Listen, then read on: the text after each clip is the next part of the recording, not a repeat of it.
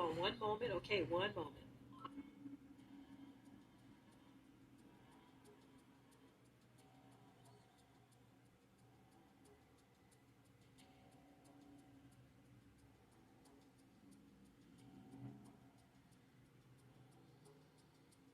Okay, sorry about that, family. Sorry about that. I just had to take that real quick.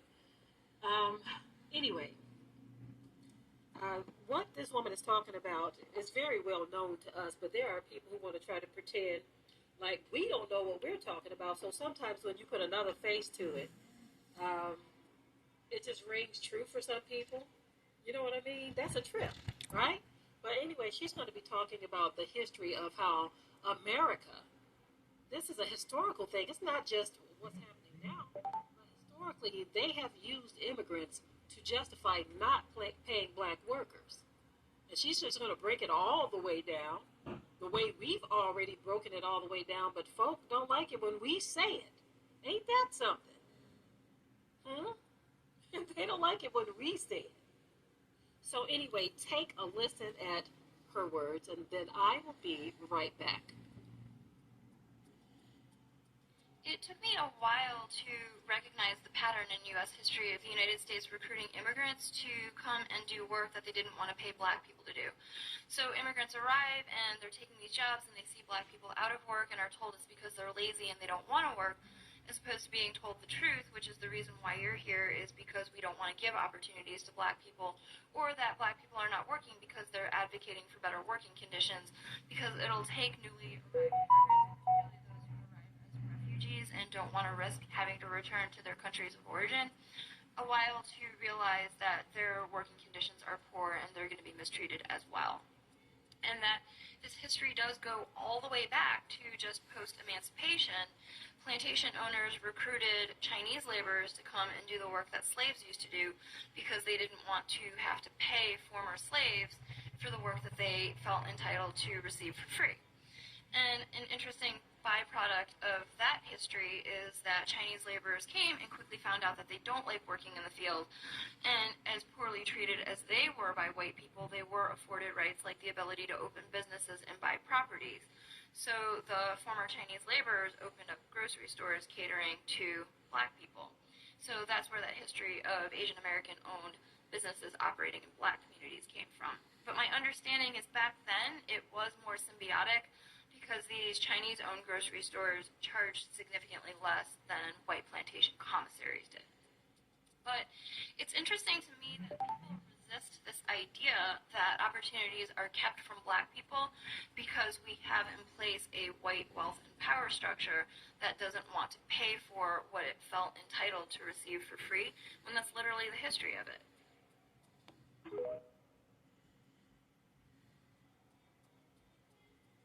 Okay, so did y'all hear what she just said? Did y'all hear what this woman just said? Who is the common denominator in all of this? Who are these folk that mistreat us, mistreat them, mistreat? Who are these people? Who on earth is she talking about? She said they were treated poorly too. So who is she talking about? Who is this common mistreater of people? If it's very clear and obvious. Very, very clear and obvious. But they didn't want to work in the fields either. So what the mistreater of people decided to do was, okay, so we're going to give you opportunity then. We're going to give you opportunity so that you can move among them and be elevated above them. Does that ring true of biblical prophecy, y'all? The Bible told us this would happen. It said that the other nations would move among us and rise high above us. Is this not a fulfillment of that? Now, who did it? Them folks are the ones who did it. They are the ones who said, okay, we are going to allow you all to have opportunities that we're not going to give to those melanated people because we can't stand them. She also made it clear that people don't want to have the conversation about how there are stumbling blocks and ditches dug for so-called black people. They don't want to own up to it. That's what her words are pretty much saying. They don't want to have the conversation about it. They want to keep that on the hush hush. Now we know it because we are the ones who go through it.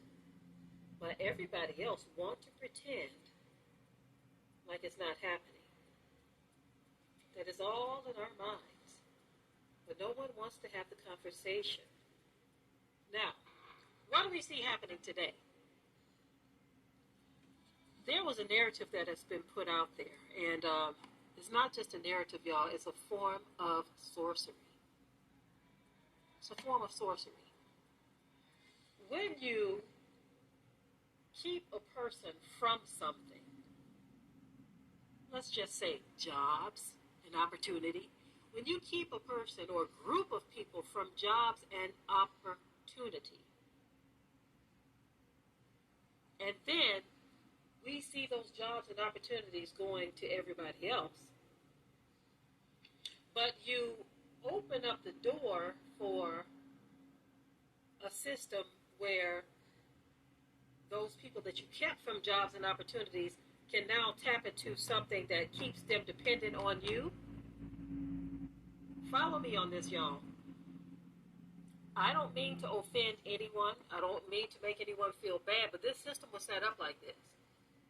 Now, I'm talking about the welfare system. You keep people from jobs and opportunities. But then you say, okay, this is what we can do. We're going to set up a system to where we